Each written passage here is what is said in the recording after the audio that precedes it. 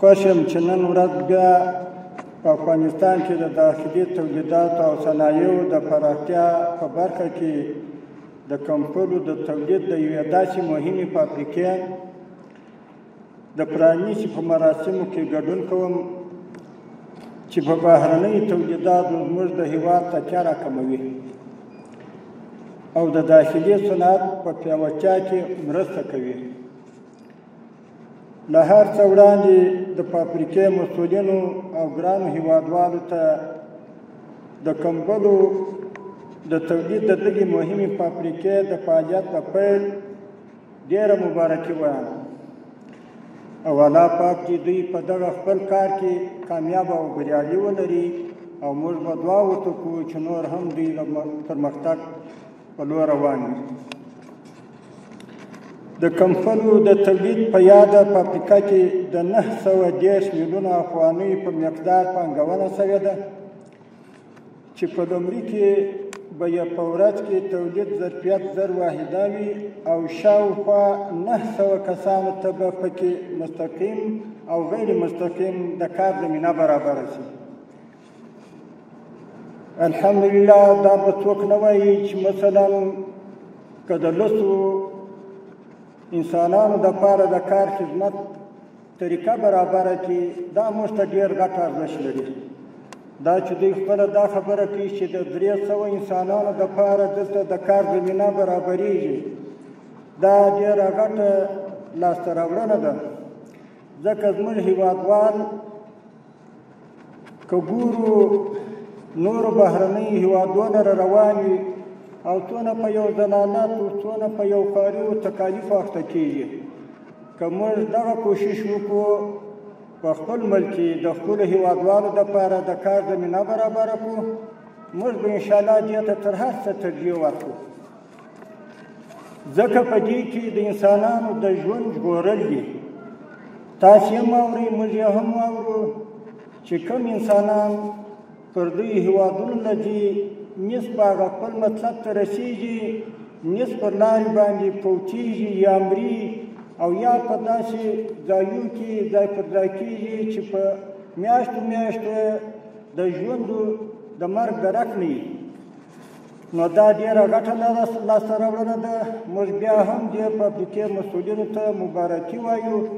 الله دې نورو پانګوالو نورو دا صنعتکارانو ته توفیق و توان ورکړي چې خپل ولس په خپل ملک کې خودکفا کړو او دوی ته په خپل ملک کې د خدمت او د کار زمینه برابره کړو. د داخلي صنایعو څخه د ملاتړ په موخه دغې فابریکې ته د افغانستان د کرنې پرمختیا صندوق یا IDF له لوري د مرابحې اسلامي تمویل قرارداد له مخې د 100 میلیونه افغانیو په ارزښت اړوند ماشینونه اخیستل شوي دي تر څو د پانګونې د لګښتونو فشار ورباندې کم شي. تر ټولو مهمه دا چې په یاده فابریکه کې به د هېواد له خامو موادو یعنې له وړیو او پنبې څخه د استفاده کېږي چې دا به د مالدارۍ او کرنې سکتور د پیاوړتیا سبب وګرځي او په غیر مستقیم توګه به د کاري فرصتونو په زیاتولو کې مرسته وکړي.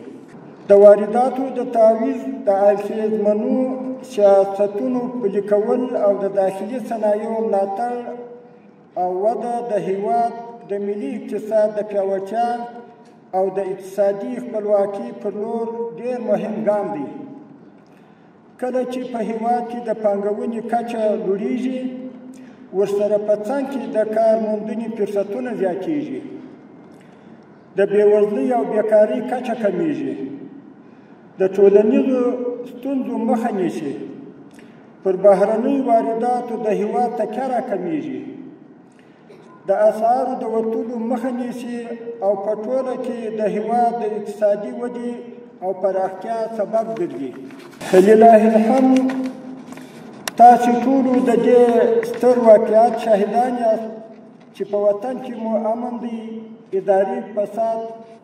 ټیټې کچې ته راکښته شوی دی د هر ډول لویو متوسطو او کوچنیو پانګونو لپاره ښه زمینه مساعده او برابره شوې ده. د تل په څېر د هېواد په ټولو محترمو تجارانو او پانګوالو باندې غږ کوم چې په خپل ګران وطن کې پانګونه وکړي. په دې سره به مو له یوې خوا خپل مشروع کاروبار پیل کړی وي او له بلې خوا به مو د هېواد اقتصادي ودې سره اړینه مرسته کړې وي. په پای کې د نوموړي فابریکې له مسؤلینو څخه مننه کوم چې په هېواد کې دا مهمه پانګونه کړې ده او له دوی څخه په ټینګار غواړم چې د تولیداتو په برخه کې خپل ملي مسؤلیت په سمه توګه سرته ورسوي او د هېوادوالو ته د منل شوي معیارونو په پام کې نیولو سره باکیفیته تولیدات وړاندې کړي، تر څو له یوې خوا داخلي تقاضا ته ځواب وویل شي او له بلې خوا د دې زمینه او امکان هم مساعد شي چې اضافي تولیدات بهرنیو هېوادونو ته هم صادر شي. د افغانستان د اسلامي امارت په استازیتوب د دې تولیدي فابریکې مسؤلینو او نورو ټولو پانګوالو ته یو ځل بیا ډاډ ورکوم چې اسلامي امارت به د اړتیا پر مهال هر ډول لازمه همکاري ورسره کوي.